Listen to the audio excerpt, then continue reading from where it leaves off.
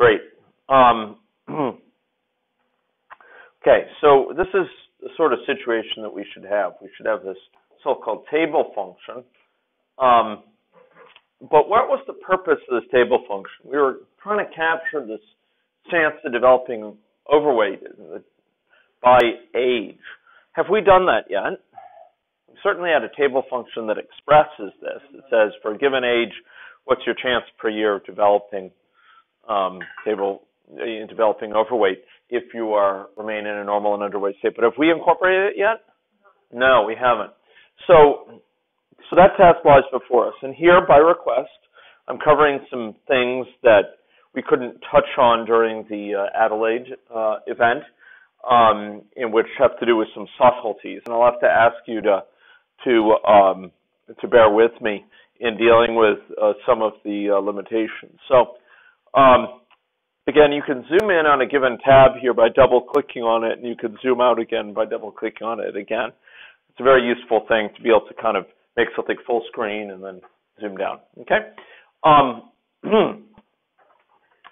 So what we have here is the state chart. Where would we need to modify it if we wanted to make this transition going from normal and underweight to overweight? If we want to make that depend on age, where would we go in the model? Would we change this function? Would we go up and change their visual appearance? What would we need to modify?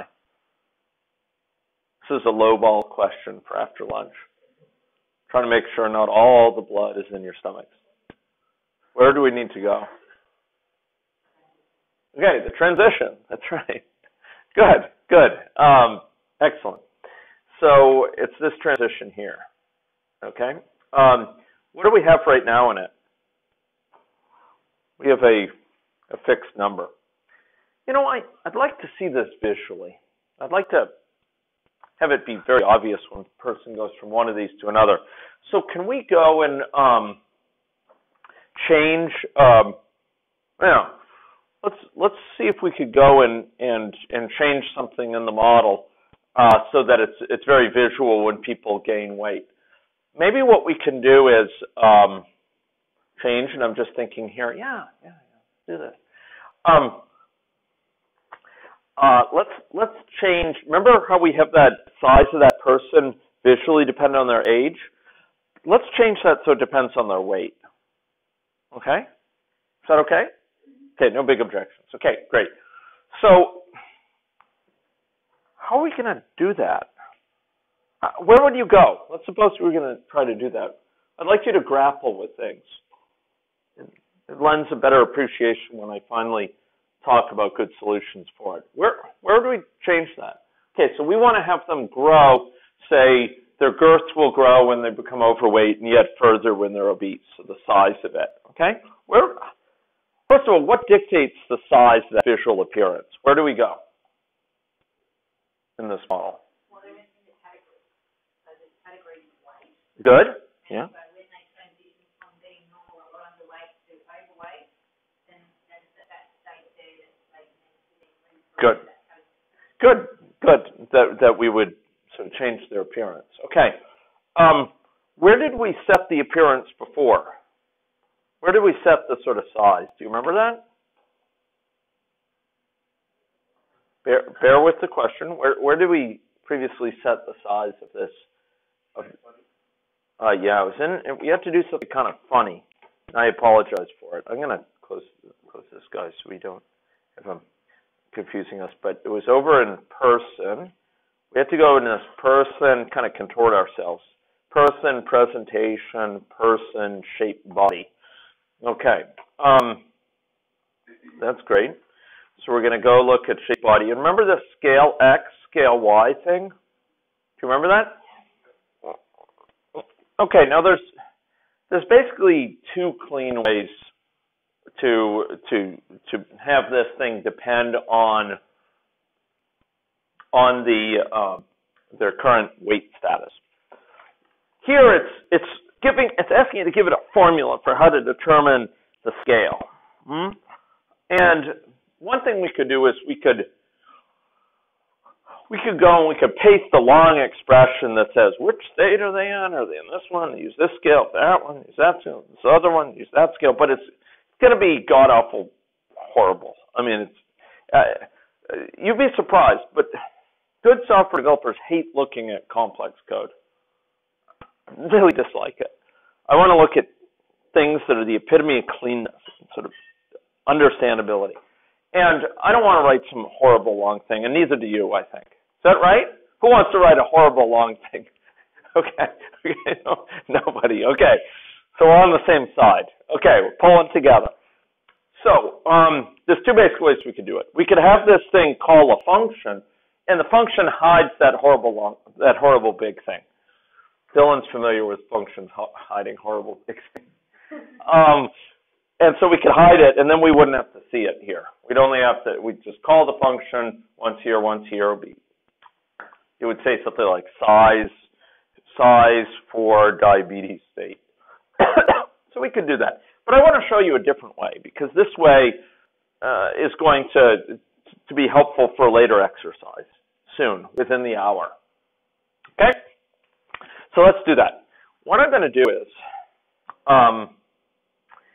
is I'm going to go over here, and we're going to set a general technique. It's a very useful technique. When a person goes into a given state, we're going to set what's called a variable. And this variable is going to keep track of what their sort of current size should be. So when they go between these states, it's just like you were saying earlier. When they go between the states, we're going to basically say, okay, update this size variable. So we're going to add something new to our model. And this will be the first of several for this afternoon. New things that you'll encounter. I was tempted to say that will befall you. Okay. Great. So we're going to go to Palette, to Agent, and we're going to drag in a variable. Okay. And this will say something like image scale. It's going to be the scale of that. Image isn't quite the right word. It's a picture. Yeah. Fine. We'll say image scale. It's the scale of it. Okay. We dragged in a variable. Now, what's a variable compared to a parameter? Well, a variable is going to be. It's not being used to communicate information about assumptions. Rather, it's something that's changing over time for this person. It's not being specified by the population. It's just something we're going to be using to change. And so this is what I'd like you to do, folks. Did people have that? Did you add it? Called image scale? Okay. Now, this is going to be the trick. We're going to go to each of these states in turn. And we're going to, for each of them, set image scale to be an appropriate value. So for this first state, normal and underweight, I want to set image scale to be equal to 1.0. And then I'm going to put something in, which may shake you. I'm going to put something in which seems unpleasant. And I'll explain why I'm putting this in.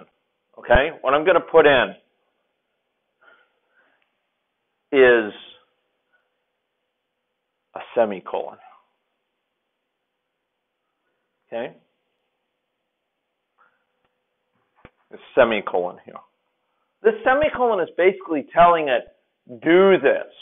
To this point, have I been scattering semicolons in those formulas? Like, remember when we had that formula for income, someone's income or someone's sex, or when we had that formula for their X location or Y location? Did I need semicolons there?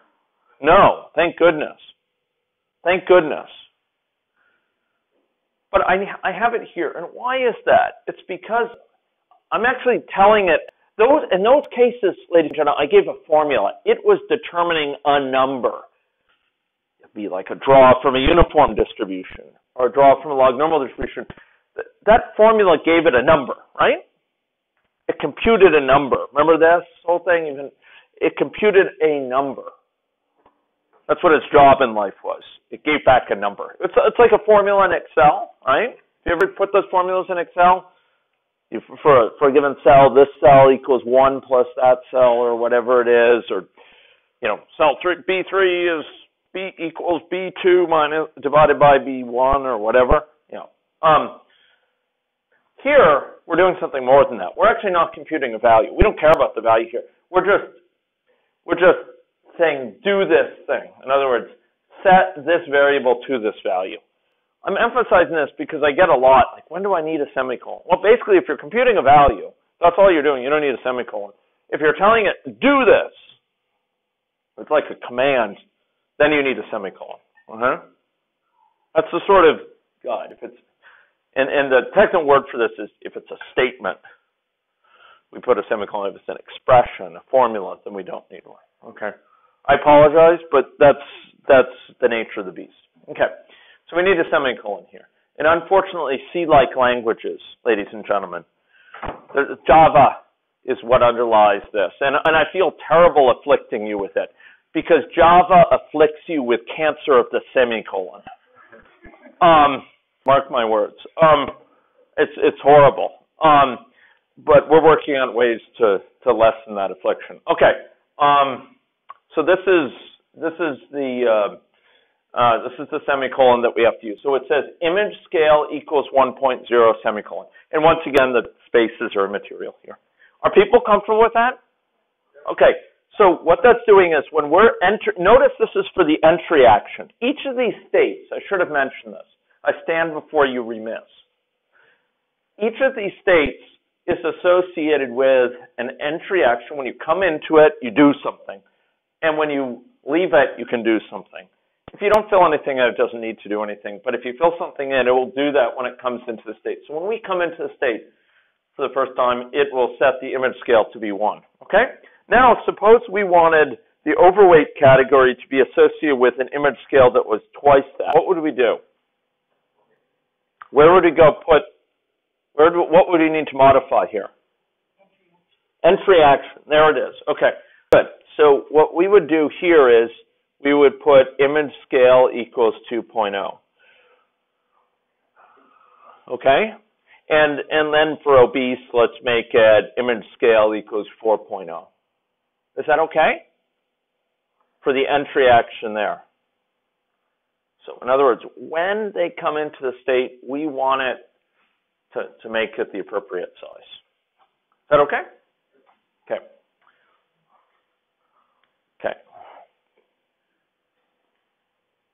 Yeah, good. Okay. Now, if we were to run this, what would happen?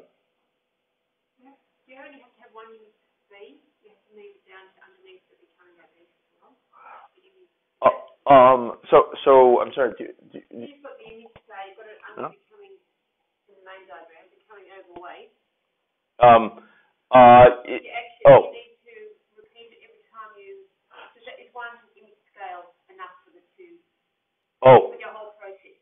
Okay. So for each state, we would want basically wherever we need to change the scale, just like what we said earlier, wherever we need to change the scale of this thing, we're going to be putting in an appropriate change to this variable. Okay.